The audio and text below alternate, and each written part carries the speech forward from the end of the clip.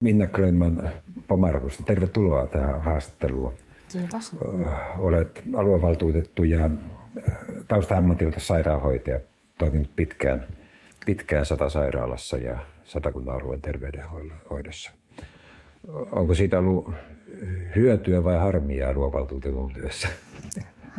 No ehkä semmoista sillä on hyötyä, että ymmärtämystä, mutta sitten harmia, että kun tietää, että tehtäisiin asioita vähän eri lailla, että vahvistettaisiin sitä perusterveydenhuoltoa ja sillä tavalla se erikoissairaanhoitokin hyötyisi, mutta mun ääni ei kuulu siellä valtuustossa niin paljon kuin mä haluaisin, että se kuuluisi. Niin kyllä se uudistuksen alkuperäinen tavoite nimenomaan oli se, että niin kuin vuosikymmenten trendi, jossa voimavarat keskittyy entistä enemmän ja enemmän erikoissairaanhoitoon, sairaaloihin ja perusterveydenhoito terveyskeskuksessa polki paikalla. Tämä oli se niin kuin valtakunnallinen trendi, että perusterveydenhoitoa pitää vahvistaa ja sitten huolehtii niin oikea-aikainen siirto erikoissairaanhoidon puolelle. Niin puhutaanko tästä tarpeeksi siellä?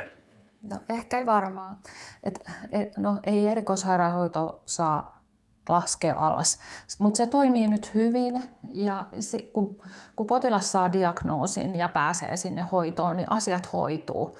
Mutta ennenhän jo perusterveydenhuolto ei voinut hyvin, ja siitähän säästettiin jo ennen kuin hyvinvointialueet alkoi, mutta nyt siihen ei ole oikein panostettu paukkuja, vaan sieltä säästetään lisää. Se on se ongelma, mihin pitäisi niinku tarttua enemmän. Tunnet tietysti tämän työkokemuksen kautta paljon potilaita ja olet varmaan jutellut heidänkin kanssa siitä, että miten he ovat niin kuin hakeutuneet aikanaan hoitoon ja päässeet hoitoon. Niin tämä perusterveydenhuollon tärkeys tässä suhteessa, että minkälaisia kokemuksia sinun tästä on? No, moni on kun esimerkiksi syöpähoidossa oireet voi olla aika pieniä ja ennen kuin pääsee edes lääkärin vastaanotolle ja se voi olla huomaa, että siellä on kiire ja niihin oireisiin ei paneuduta. Odotellaan, että tulee 2 viikon päästä uudestaan ja sitten menee uudestaan ja se kestää kauan ennen kuin päästään selville siihen, mikä diagnoosi on. Ja silloin se tauti voi olla jo levinnyt ja se hoito on paljon kalliimpaa ja se on inhimillistä kärsimystuottavaa, koska silloin ei pystytä parantamaan. Mutta sitten kun on sellaisia tapauksia, että ihminen on päässyt hoitoon tai esimerkiksi ennaltaehkäiseviä tutkimuksia mammografiassa on selvinnyt rintasyövän patti, joka pystytään leikkaamaan ja saa varmistushoidot, niin ihmiset on erittäin tyytyväisiä, että on hienoa, että on tällaiset seulantatutkimukset. Ja nyt just tällä viikolla oli yksi suolistosyöpäpotilas mulla ohjauksessa, joka oli ulosten näytteestä. Oli löytynyt veriä, oli tehty nopeasti kolonoskopia ja sieltä on löytynyt syöpä, joka oli nyt leikattu ja eikä ollut päässyt vielä leviämään. Ja hän oli tosi onnellinen, että hän oli antanut sen näytteen ja mä sanoin, että sinä säästit hyvinvointialueen rahoja, että jos et olisi mennyt, niin se olisi ehkä muutama kuukauden päästä ollut päivystyksessä ja suoli olisi tukossa ja olisi leikattu ja sitten olisi jo ehkä levinnyt maksaa keuhko, sitä ei tiedä, mutta se on tällaisiin asioihin pitäisi paneutua enemmän ennaltaehkäisyyn ja siihen tutkimiseen ja potilaiden oikea-aikaiseen hoidon aloitukseen. Että tätä huolta kantaa kyllä meillä lääkäritkin sanoo, että potilaat tulee liian myöhään hoitoon. Joo. No, tämä sitten kytkeytyy tietysti tähän kysymykseen, että miten näitä lähellä olevia palveluita, niin kuin matalan kynnyksen palveluita on. Ja Satakunnassa muiden alueiden tapaan niin koko ajan keskustellaan siitä, että lakkautetaan nimenomaan lähipalveluita. Ja ilmeisesti Pomarkun alueella kanssa niin teillä on sama uhka.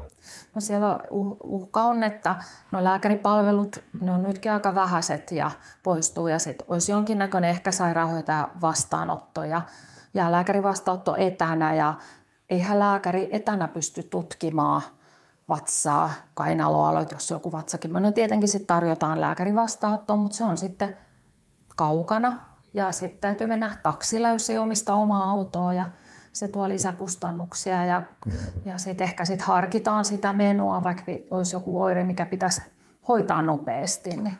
Ja se tuottaa semmoista henkistä kärsimystä tuskaa. Että. No me ihmistä ollaan erilaisia ja varmaankin ylipäätään kynnys lähteä lääkäriin, niin se on meillä ihmisillä hyvin vaihteleva erilainen. Ja sitten sitä kynnystä varmaan lisää se, että jos on joku digitaalinen palvelu tai puhelinpalvelu tai pitää varata pitkälle aikaa, että nyt menen, että helposti lähestyttävyys lienee niin kuin niitä avainsanoja. Kyllä. Joo. Et se on varmaan, siihen pitäisi jotenkin ehkä hyvinvointialueiden panostaa niin kuin sellaisella, esimerkiksi henkilökuntaa informoida, että tämä on tärkeää, tämä perusterveydenhuolto ja se on hieno työpaikka ja ala. Ja sitten taas niin kuin potilaat mainostaa, että jos on niitä oireita ja huolehtii itsestään ja elää terveellisesti ja tällaisiin asioihin pitäisi panostaa. Eikä lukea lehdestä vaan, että hoitajia on vähän, lääkäreitä vähän, ei saada mihinkään. Semmoisen puheet täytyisi lopettaa. Että se on niin kuin... Ja ilmeisesti ihmisten ei pitäisi kokea huonoa omaatuntoa siitä, että jos ottaa lääkäriin yhteyttä, jos se rasittaa yhteiskuntaa. Et me ollaan veroja maksettu ja kyllä tämä kuuluu tähän yhteiskunnan palveluihin, tämä lääkäripalvelu. Se on niin kuin meidän jokaisen oikeus. Joo. Kun täällä niin paljon puhutaan näistä pienien palvelupisteiden joko lakkauttamista tai toiminnan supistamisesta, niin onko se päätösten asiaperusteet, laskelmat ja muut niin kuin aluevaltuutetun näkökulmasta, niin onko ne ymmärrettävät ja selkeät ja riittävät? No ei me olla saatu mitään niin kuin sellaisia selvityksiä, palveluverkkoselvityksiä, mitä se niin kuin tuo lisää, että ne palvelut karkaa ja keskitytään isoihin yksikköihin. Että ei ole mitään summia näytetty tai muuta. Että se on niin kuin sellainen suru ja miten se versus, jos mennään näin vanhanmallisesti tai sitten nyt kun keskitetään, mikä se on se säästö, niin ei meillä ole sellaisia... Ja yleensä kun jossakin lakkautetaan, niin sitten yhtäkkiä pitääkin investoida johonkin muualle, joka yleensä on vähän kalliimpaa vielä. Pohjois-Satakunnan kunnat teki tämmöisen palveluverkkoselvityksen, kun ei hyvinvointialue tehnyt, ja siellä on tosi huolestuttavia ne, mitä sieltä nyt selvisi. Että esimerkiksi 34% Pohjois-Satakunnan ihmisistä ei tiedä, mihin ottaa yhteyttä, jos ne sairastuu, niin se on huolestuttava prosenttiluku. Että... Tämän niin kuin säästöjen kannalta tämä ennaltaehkäisevyys ja se, että mahdollisimman varhaisessa vaiheessa löydettäisiin oireet, niin mitä sellaisia niin hoitajana sellaisia käytännön toimenpiteitä, joihin lisää satsaamalla, niin saavutettaisiin sitten muutaman vuoden päästä niin merkittäviä säästöjä, kun löydettäisiin taudit ajoissa? No ainakin siihen just tämä ennaltaehkäisy, siihen paukkuja ja sitten ehkä semmoinen, kyllä niin kuin hoitajan lääkäreidenkin semmoinen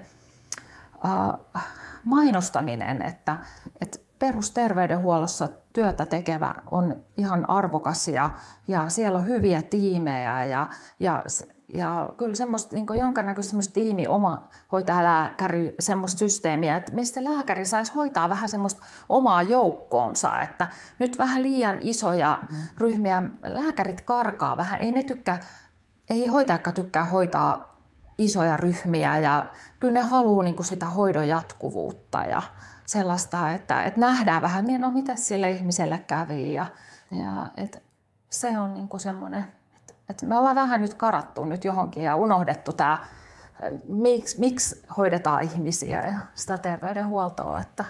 Teillä on kaikkia noin 10 000 ammattilaista. Se on valtava määrä osaamista. Miten sä tulkitsit sitä ikään kuin henkeä, joka henkilökunnan piirissä? No, ei siellä varmaan nyt ole oikein kauhean hyvä henki. Että siellä ehkä ei ole nyt onnistuttu siinä me-hengen luomisessa. Että on vähän semmoisessa pelossa eletään. YT-neuvottelut, on sanottu, että tämmöisessä hoidossa olevat ihmiset, niihin ei nyt kosketa. Että se on sitten johtotaso ja muista ja on lomautuksia, ei tule. Mutta ehkä sellaista pitäisi niinku semmoista kannustusta enemmän saada. Että kyllä siellä niinku hoitajat ja lääkärit on aika tiukoilla ja on semmoista pelkoa. Ja vähän kuulee sellaista vähän, että melkein joku pelolla johtamista, mikä ei ole oikein. Että pitäisi ottaa sellaiset pehmeämmät arvot kyllä. Tämä uudistuksen osana tietysti, kun näitä tietojärjestelmiä on pitänyt yhdistää lukuisten aikaisempien organisaatioiden jäljiltä, tehdä yhteisiä, niin miten henkilökunnan näkökulmasta nämä järjestelmät nykyään, kuinka toimivia ne on? No tuolla Satasairaalassa nyt ainakin kyllä siellä niin kuin toimii ihan hyvin, mutta sekin on vähän siinä, että kun meillä on tullut niitä erilaisia ohjelmia, että niin hoitajat on joutunut itse niitä opiskelemaan, että ei me niin kuin olla saatu kovin tarkkoja niin kuin neuvoja, että se on vähän semmoista kantapään kautta oppimista, että ehkä niissäkin on vähän turhissa paikoissa säästetty, että olisi pitänyt niin kuin opettaa, että eihän hoitajilla ole sellaista ATK-kokemusta, mitä on niin kuin ammattilaisella, mutta erehdyksen yrityksen kautta on oppinut, että kyllä ne järjestelmät on toiminut. No loppuun jos kiteyttäisit niin kuin lähivuosien toiveita, että mihin alueella ja organisaatiossa kannattaisi erityisesti keskittyä? No, perusterveydenhuollon lähipalveluihin ja semmoiseen niin kuin henkilökunnan lempeeseen huomiointiin ja semmoiseen, vaikka nyt se on se melkein 11 000 se henkilömäärä, niin tekisi siitä sellaisen perheen ja pitäisi kaikkia työntekijöitä tärkeänä, että ihminen tykkää. Mä tiedän, että tuolla meilläkin niin lääkärit, niin ne on tosi sitoutuneita töihin ja tykkää työstään, samoin hoitajat. Ja kun vähän heitä lisää kannustettaisiin, niin ihan varmasti siitä tulisi taas lisää hyvää. Tämä oli hyvä viesti tähän loppuun. Kiitos. Kiitos.